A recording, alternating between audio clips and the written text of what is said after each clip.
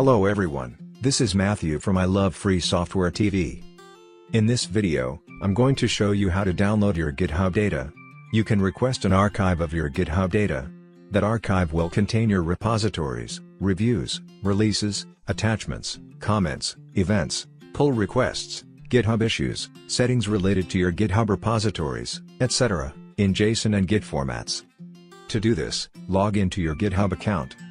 After that, click on the profile icon and select Settings. Under Settings, click on the Account option. Now scroll down the account page and you will see Export Account Data. There is a Start Export button. Click that button and your GitHub data will be prepared in some hours. You will receive the email in the email address registered with GitHub account. And that email will contain the link to download your GitHub data. This way, you can download all your GitHub data to your PC. If you liked this video, hit the thumbs up below and remember to subscribe to this channel for more videos.